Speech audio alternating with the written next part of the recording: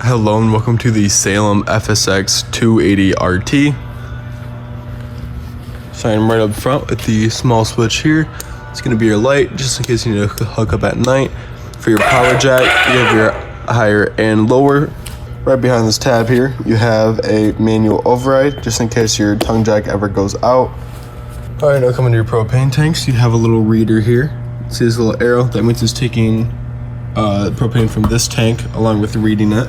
That's why it says red, because it's not getting propane from it, because these are not filled. But you can switch this arrow pointing this way, which will start to take propane from this tank and read this one. So it all depends where this little notch is pointing. Like this one's pointing here, that means it's reading and also taking propane from. Alright, coming to the back here, you have your battery disconnect. You have a little metal piece on the front, which aligns with the shape of the insert. Go ahead, turn it on, flip it off as well. But this cuts all power to the inside of your camper.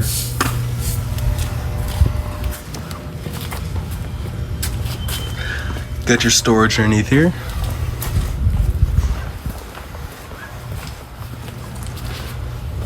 Coming to the back, we have your sewer system here. You have your gray tank on your left side and your black tank on your right. What I do recommend doing is doing the black tank and your black tank flush, which I'll get to in just a moment. And then do the gray tank, because the gray tank is going to be the cleanest water out of these two. And the gray tank just gives you an extra wash through before you go ahead and put your hands on there. This is going to be your city water connection. So you go to a campground, you plug your hose into here, and that'll shoot water through your lines. What I do recommend doing though is getting a water pressure regulator, because the campground is going to be pushing for a lot of people, so it's going to push a lot of pressure through, and you just don't want to blow out your lines. Just a recommendation, but water pressure regulator for the campground water. This is the black tank flush. So when you put a pressurized hose up to the black tank flush and turn it on, that activates a sprinkler inside of the black tank, which helps get all the toilet paper along with crud that may have gotten stuck on the way out.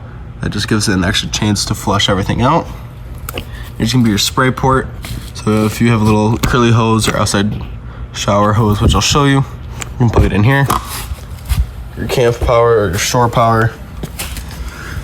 These little green nozzles indicate that your tires are filled with nitrogen. You can fill it with regular air. It doesn't inflate or deflate with temperature change.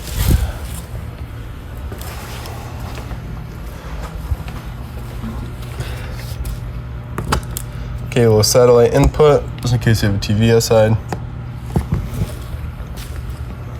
And then your back, which I'll get to in just a moment.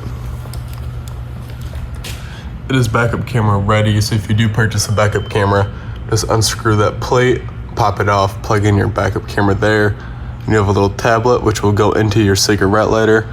Once it's in there, go ahead and turn your running lights on, and once those are on, that'll feed through the camera. For the back stairs, you just go ahead, pick up and fold, and then go ahead, just kind of lift up and push back. It'll be in there, and you kind of lift up and pull back to bring it back out. 110 outlets. Furnace exhaust, so when you do turn on the furnace, all the air will come, well, the excess air will come out of here. So basically this will get very hot, so if you have a little kid or someone who doesn't know in the area, just warn them not to touch this. Here's your outside shower. You have your hot and cold side along with your shower head here. Fresh water connection. So basically all this is if you need to take water with you. So let's say you're going out to the middle of nowhere, and you need water obviously to run your sinks, showers, whatnot. All you need to do is fill this up with a gravity fill, so like with a regular hose. Go ahead, fill this up, and then turn on the water pump inside, and that water pump will grab this water and push it through your systems, so you'll have running water out in the middle of nowhere. Down here you have your low point drains. All you gotta do is screw these off, and these will be the lowest points in your trailer. And you also have a fresh tank drain right there, which is the same concept. If you still have excess water afterwards of your vacation, go ahead and just unscrew that one, and it'll release all of the extra water. Coming to the front stairs here, you want to make sure your door is completely open, otherwise this will actually scrape the side of here. So when you do go to bring this up, all you got to do is open the door a little bit more by putting some pressure on it, and then go ahead and put your stairs in and pull this little blue tab. So the little white tab here goes behind the door. It's stuck in there. If you need to move your legs here, all you do is push this down, and then this will move. Same concept coming out. Make sure your door is completely open. Pull the blue tab and pull.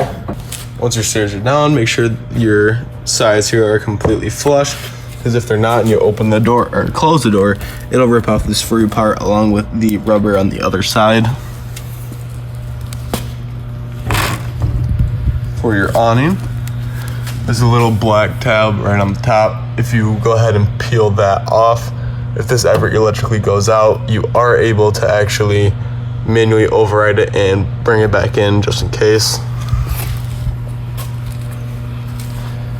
If you do end up getting a solar panel, just make sure it matches that output, and then you can link it to here.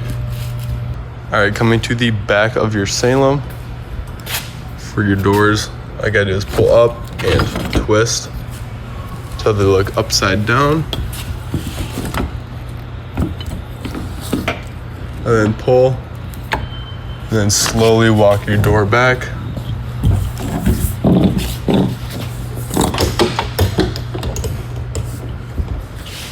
Make sure it doesn't get caught like this one.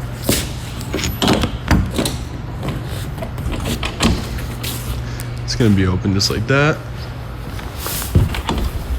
Now to turn this into like a little porch, all you gotta do, untape, pull this out, and make sure your little legs align inside of there. This you have to give a little bit of pressure just to get inside. Now that you open that up and bring this one side through, what you're gonna want to do is put this little piece inside of here. So all you do is pull and make sure this little black piece pops up. Same goes for this side here. I'll just kind of show you from the front so you can get a better angle of what it looks like. But you pull that in, and then this little black piece pops up. That's one side. All right, now that you have the other side over, go ahead, unvelcro this side and do the same steps as I just did before. Bring all these little pegs into the right location.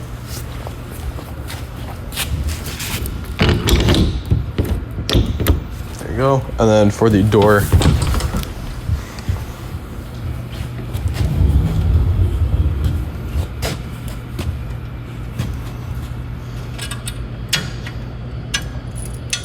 now, once this is closed, go ahead and just shut this. You have to pull the pin out first. And then to release it, once again, just gotta lift up. This will open. And then you just put that pin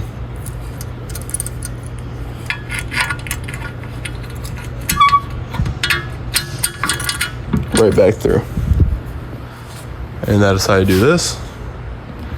To put it away, all you gotta do is reverse the steps. Make sure that the black thing is pushed down.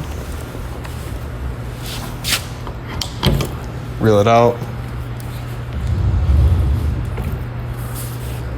Once they're open, just put it together and then tape it. With the tape, you kind of have to maneuver and then just do the opposite steps. Put this there, undo the other one, fold it exactly how I had it, just reversed. Starting right inside of your camper, you have your carbon monoxide detector. So this little green light indicates that it is on. As a safety feature, this actually never turns off. So something that I would recommend so it doesn't kill your battery. Even if you turn your battery disconnect off, this never turns off. So the only way to kill this is if you're gonna leave your camper for about 3 to 4 days, just go ahead and take the negative end off of your battery, because then this will finally die. So once again, this never turns off. This little green light will kill your battery after about 3 to 4 days of no use. So I would recommend just take the negative end off of your battery if you do actually plan on leaving. Coming up to the front here. Just gonna start on the right side.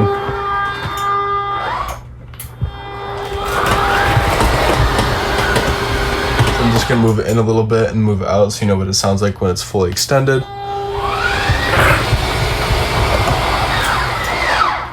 You can hear that battery just kind of die out.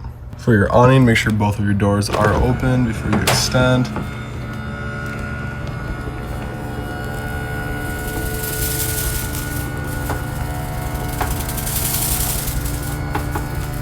I don't know if I'm going to be able to fully extend it, but we're going to try.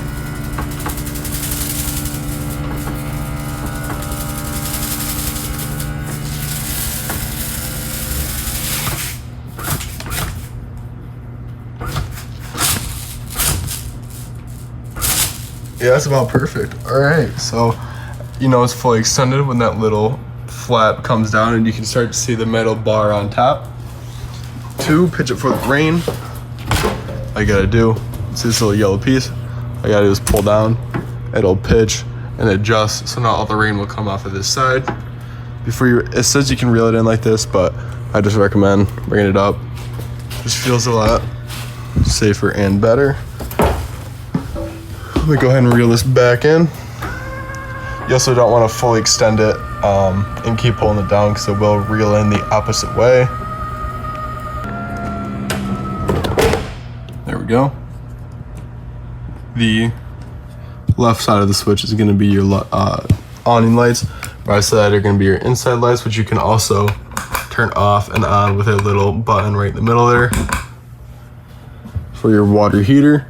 So when you go ahead and do your water heater, once you fill it up, once you turn the hot side of the faucet on and there's a solid flow of water, there's no more sputtering because all the air is out, then you go ahead and turn this on for your water pump. Once again, if you bring water out into the middle of nowhere and you need to push it through your lines, make sure you have running water, go ahead and turn this on. Once that fresh is filled, you know the fresh is filled when you hold down this button, and it obviously fills all the way. But this is just a reader, battery, fresh tank, black tank, and gray tank. It just has all your readers right here.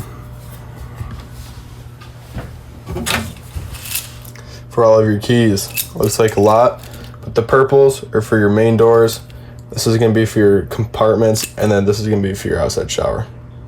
So purple main doors, gray / white, it's going to be your baggage doors or your other compartments outside, and then the black is going to be for your outside shower. Coming to your oven here, it's already on. But all you gotta do is click this button. Once the lights turn on, you know that it's on. All you gotta do is press and turn, and hear kind of, and then obviously you'll turn and then it will ignite. Same goes for all 3. But there's no propane running through it at the moment.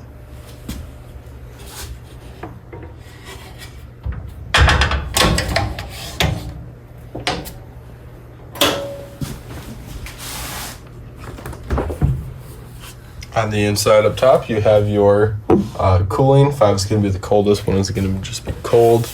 Similar for the freezer, you have far right, which is going to be colder, and then left, which is just going to be cold. Speaking of cold, you have your settings here, which you can do from your fan, cool, high, low, and auto, and then heat, and then you adjust your temperature with the up and down arrows here. Coming over here, this is going to be your sound system. I'll say welcome. You can hold zone 1, which are going to be your inside speakers to mute them. You can hold zone 2, which are going to be your outside speakers to mute them. To unmute, all you gotta do is hold. And then of course volume on the left and right, which obviously says the 2 because it's going for the zone 1 and zone 2, inside, outside. And then you have your mode, which you can select between Bluetooth and 2 auxes. And then you have your USB, HDMI, and aux. And then hold, it'll say goodbye and shut off. For your space heater here, far right to turn on, this is going to be your temp or your fan speed, so it'll be high and low. Flame and rock color, and then your time, which you can go all the way to 5 hours.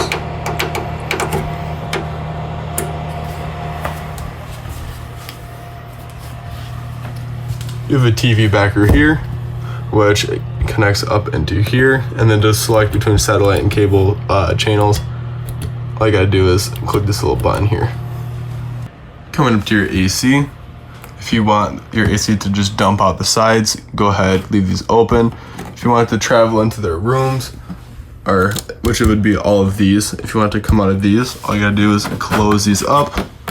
Then the air gets pushed out and would eventually go through all the vents in your ceilings. Now we come to your toilet. It's just going to be a foot flush. What I do recommend having is toilet solution along with RV grade toilet paper. The toilet paper will help break down easier, and the solution inside will actually help break down solids and smells, so nothing will end up clogging your lines. Coming into the back side here, if you do actually put a small toy in here, go ahead and you can open these either way. Just gotta give it a little bit of pressure. You can open it for exhaust so it doesn't cloud up in here. For the couch here, this lifts up. You can also put it down and put everything back together and end up making it a couch. Once again, same goes for this side. Come to the front bed here. You have this little switch here. Just push up to get a little pressure on it so it's not as tight. There we go. Move that out the way. This then folds down. Grab your bed, and that folds out. Once again, fold these back up. Let's go ahead and roll it up.